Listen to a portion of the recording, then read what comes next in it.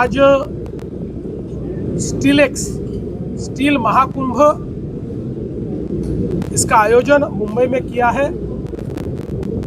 उसमें हमारे केंद्रीय मंत्री प्रहलाद जोशी जी भी इसके उद्घाटन के लिए आए हैं और इस महाकुंभ की थीम ये ग्रीन स्टील है, ग्रीन एंड सस्टेनेबल स्टील।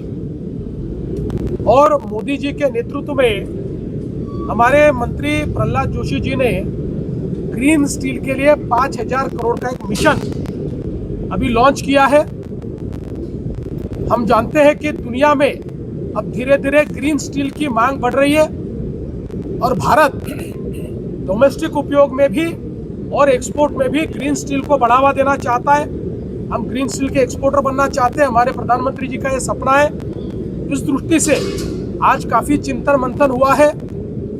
हमने भी ये तय किया है कि अब धीरे धीरे गढ़चिरौली जो एक नया स्टील का इकोसिस्टम बन रहा है, नई स्टील सिटी बन रही है, वहाँ पर हम लोग ग्रीन स्टील की निर्मित कैसे कर पाए इसका विचार हम करेंगे। हम लोगों ने महाराष्ट्र में तय किया है कि देश के स्टील उत्पाद में महाराष्ट्र चौथे नंबर पर है। अगले 8 सालों में उसको हम पहले नंबर पर लाएंगे और ग्रीन स्टील एक्सपोर्ट में भी भारत सरकार की मदद से हम लोग महाराष्ट्र को नंबर 1 ले जाना चाहते हैं। आज स्टील के क्षेत्र में महाराष्ट्र में 80,000 करोड़ रुपए का निवेश हुआ है। 1 लाख रोजगार का सृजन इससे होगा और महाराष्ट्र के अलग अलग भागों में ये इन्वेस्टमेंट आने से एक सर्वांगीण विकास की दृष्टि से इसका बहुत महत्व होगा। आज हमने इधर महाराष्ट्र के माननीय मुख्यमंत्री देवेंद्र फडणवीस जी के नेतृत्व में ग्रीन स्टील का स्टील एक्स, इसमें ज़्यादा से ज़्यादा हमारा थ्रस्ट है ग्रीन स्टील का। ग्रीन स्टील का मतलब तो हमने भाषण भी में भी एक्सप्लेन किया है और अभी माननीय मुख्यमंत्री जी ने आपको बताया है। सारे दुनिया में आने वाले दिनों में हमारे जो भी मैन्युफैक्चरिंग होगा और एक्सपोर्ट होगा उसके लिए कार्बन टैक्स लगने वाला है। सिंपल टर्म्स में बताना है, इसलिए प्रधानमंत्री जी कम से कम इस 11 साल में जो भी, एक तो मैन्युफैक्चरिंग कैपेसिटी बढ़ाना है, दूसरी बात हमारा ओवरऑल प्रोडक्शन कैपेसिटी बढ़ाना है। स्टील में 300 मिलियन मीट्रिक टन हमको स्टील बनाना है, तो उसमें ग्रीन स्टील भी बनाना है। तो इसलिए इधर ग्रीन स्टील महाकुंभ इधर आईफा ने आज रखा था। हमारे रिन्यूएबल एनर्जी में इसके लिए ग्रीन हाइड्रोजन जो मैन्युफैक्चर हमको करना है, वो कैसे भारत ग्रीन हाइड्रोजन हब बने, उसके साथ ही साथ इस ग्रीन हाइड्रोजन हब के साथ, इस ग्रीन हाइड्रोजन के प्रोडक्शन के साथ ग्रीन स्टील का हब भारत कैसे बने। जो 300 मिलियन मीट्रिक टन हमने जो लक्ष्य रखा है उसमें ज़्यादा से ज़्यादा ग्रीन स्टील बनाते हुए कैसे एक्सपोर्ट करें, इसका ये चिंतन मंथन आज हो रहा है। बहुत पॉलिसी डिसीजन भारत सरकार भी लिया है, महाराष्ट्र सरकार भी लिया है।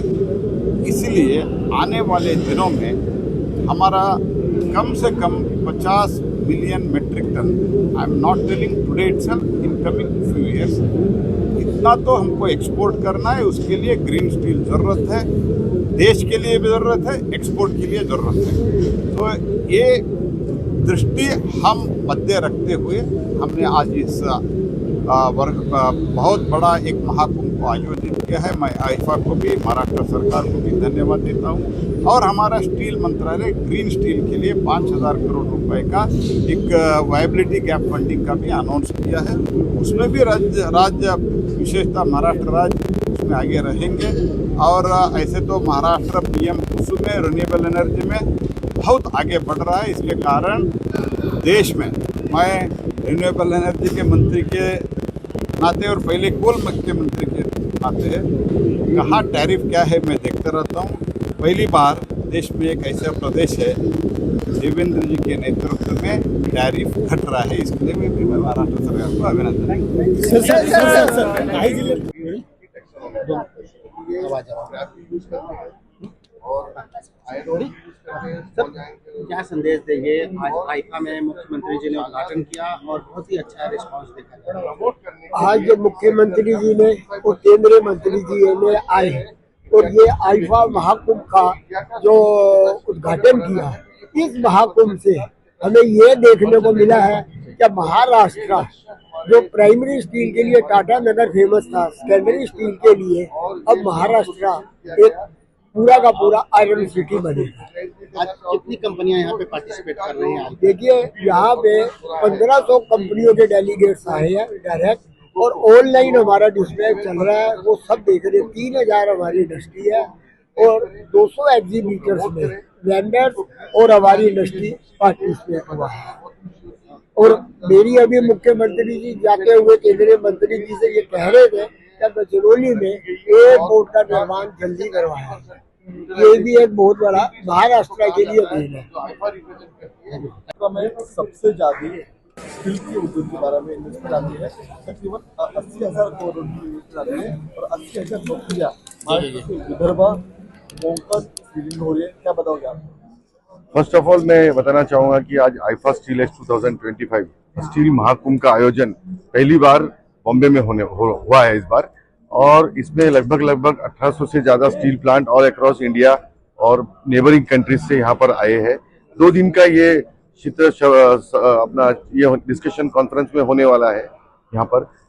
इस कॉन्फ्रेंस के तहत हम लोगों को बहुत खुशी होती है कि माननीय अपने मुख्यमंत्री साहब ने ये रखा कि हम लोग इस कॉन्फ्रेंस के दौरान हम कुछ MOU साइन करना चाहते हैं।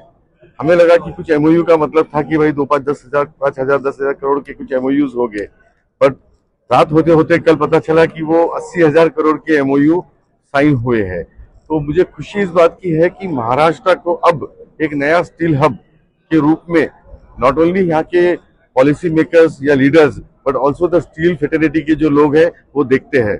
और जिस सबसे खुशी की बात यह कि जो स्टील फेटर्निटी के लोग ऑलरेडी स्टील बिजनेस में जिनके ऑलरेडी सेटअप्स है अलग अलग स्टेट्स के अंदर, वो महाराष्ट्र में आ रहे हैं। तो मैं ये मानता हूँ कि ये बहुत बड़ी उपलब्धि है कि अपना सेटअप, अपना घर जहां पर जमा है वो छोड़ के कोई अगर महाराष्ट्र में आता है या दूसरे स्टेट में जाके आता तो बहुत बड़ी बात है। इसके लिए मैं महाराष्ट्र गवर्नमेंट को बहुत बहुत बधाई देता हूँ कि यहाँ पर उन्होंने एक मार्केट क्रिएट किया है। महाराष्ट्र एक बहुत बड़ा कंजम्पशन हब है, यहाँ का मार्केट सबको अट्रैक्ट करता है। और उसके ऊपर जो हमारे सीएम सर ने, महाराष्ट्र के सीएम सर ने जो गडचिरोली माइनिंग का जो एक नया इकोसिस्टम बनाया है कि वहां की माइंस को ओपन किया है, वहां गडचिरोली जहां कोई जाता नहीं था वहां पर आज बिजनेस की बातें हो रही है। तो आप सोचिए कि कितना बड़ा रेवोल्यूशन ये हो रहा है। पर हमारे प्राइम मिनिस्टर सर ने एक विजन दिया, उन्होंने बोला कि इसको काउंटर करना है, क्यों ना हम सब एक साथ एक मंच पे आए और एक विजन लेके चले। तो उन्होंने ये कहा कि क्या हम 50 मिलियन टन स्टील, जो आज 8 मिलियन टन हम एक्सपोर्ट करते हैं, क्या हम 50 मिलियन टन स्टील आने वाले 3 साल में एक्सपोर्ट कर सकते हैं। जब इंडस्ट्री से ये बात हुई तो इंडस्ट्री ने अपने प्रश्न रखे। उन्होंने इंडस्ट्री ने ये बताया कि हमको जो दिक्कतें हैं अगर वो रिजॉल्व होती है तो हम अफोर्डेबल स्टील, मैं सस्टेनेबिलिटी की बात कर सकता हूँ, मैं ग्रीन स्टील की बात, पर अफोर्डेबिलिटी की बात करना बहुत जरूरी है। आज अगर हम अफोर्डेबल स्टील बना पाते हैं तो हम ग्लोबली कॉम्पीट कर पाएंगे और फिर 50 मिलियन तो क्या 200 मिलियन टन भी हम एक्सपोर्ट कर पाएंगे। तो इसको ध्यान में रखते हुए इमीडिएट एक्शन प्लान बनाया गया। माननीय कॉमर्स मिनिस्ट्री को इसमें इन्वॉल्व किया गया, माइनिंग मिनिस्ट्री को इन्वॉल्व किया गया है और 14 लोगों की एक कमेटी बनाई गई जिसमें ये डिसाइड होने वाला है कि क्या हम स्टील के कॉस्ट कम करने के लिए क्या क्या कर सकते हैं। उसमें आता है सबसे पहले कि हम लोग हमारे आयरन और माइंस को एक्सप्लोर करके आयरन और माइंस की कॉस्ट कम करें ताकि उससे हम कॉस्ट स्टील का कम कर सके। ओके, समझा सर कि कंपनी देश लेवल पर काम करती है, लेकिन आप गडचिरोली जैसे इलाके में काम कर रहे हो, वहाँ का एनवायरमेंट कैसा है और सीएम सर ने आज जो MOU साइन किया उसके बारे में क्या बताओ? आज गडचिरोली एक स्टील हब बनाने के लिए हमारा मुख्यमंत्री और प्रधानमंत्री का मिशन है। इसका एक फाउंडेशन ऑलरेडी हो चुका है। आज इस तरफ हमारा तरफ से माओवादी का मुक्त करके मेन स्ट्रीम में लेके आया और वो लोग का एक माध्यम से वो पूरा कम्युनिटी का इंटीग्रेट कर दिया। ये पहले बार है, इधर भी नहीं होता इधर। सो एवरी वर्कर का ओनर बनाने के लिए भी उसका इंस्ट्रक्शंस है। So every member share holder भी हो गया। ये बहुत अच्छा चीज़ है। इवन ये लैंड लूजर भी शेयर होल्डर हो जाते हैं, कोई नौकरी कर रहे हैं वो भी शेयर होल्डर हो जाते हैं। सो ये इंक्लूसिव ग्रोथ हमारा प्राइम मिनिस्टर और हमारा चीफ मिनिस्टर का विजन का कारण we are able to execute. अभी लास्ट 25 साल में कोई भी नया बड़ा प्रोजेक्ट आने के लिए बहुत समय होते हैं। अंडर द एग्जिस्टिंग सिस्टम हम 3 साल के अंदर ऑलरेडी 5000 करोड़ के ऊपर का इन्वेस्टमेंट हो चुका है गडचिरोली में। और इसमें सेकंड चीज है यूथ का इन्वॉल्व हो गया। खाली वो लोग वर्कर का माध्यम में ज्वाइन नहीं कर रहे, वो लोग एग्जीक्यूटिव बनाने के लिए, मैनेजर बनाने के लिए भी बहुत ट्रेनिंग और सिस्टम किया। हमारा मुख्यमंत्री क्या किया, इंटरनेशनल यूनिवर्सिटी का लेके आया गडचिरोली में। अभी 5 महीना का अंदर MOU हुआ। अभी कोर्सेस भी शुरुआत हो गया, diploma in mining, diploma in metallurgy. तो कर्टन यूनिवर्सिटी के साथ हमारा गोंदवाना यूनिवर्सिटी का मिलके शुरू किया। सो ये inclusive growth is seen by the people. कोई भी देख रहे हैं, आज वो रिजल्ट देख रहे हैं। और विमेन एम्पावरमेंट में भी चीफ मिनिस्टर का पूरा एक क्लियर मैंडेट है, एवरी वॉक एवरी डिपार्टमेंट में विमेन का कैसा एंगेज करना। सो अभी हमारा स्टील मेकिंग हो, लॉजिस्टिक हो और हमारा माइनिंग हो, there has been all kinds of women inclusive work is happening. So I think Gadchiroli एक बहुत बड़ा फाउंडेशन ऑलरेडी हुआ। आई थिंक अभी डेवलपमेंट आप लोग देख सकते हैं। अभी कितना इंडस्ट्रीज आ रहे हैं। People of Gadchiroli wanted employment, growth and environmental free mining and environmentally safe steel making. आज का तरफ से yes made it very clear वो कैसा एनवायरमेंट का कोशिश करने के लिए। राजमुंद्री में बहुत बड़ा नर्सरी होते हैं, उधर से सैपलिंग सब जगह में जाते हैं। अभी I think he has made a vision to start best nursery also in Gadchiroli. I think holistic 360 degree का ओरिएंटेशन में उधर हो रहे। आई एम वेरी श्योर इसका विजन में इट कैन यस्टरडे बेसिस में प्रोजेक्ट होगा। कितना भी MOU हुआ, पहले का MOU हुआ, वो भी डेवलपमेंट फेसेस में आ गया। आई थिंक वेरी श्योर ये MOU करके इतना MOU का कन्वर्ट हो रहे। डेफिनेटली सर का विजन है नंबर 1 स्टील प्रोड्यूसर होने के लिए महाराष्ट्र। आई थिंक वो बहुत जल्दी हो जाएगा। Thank you.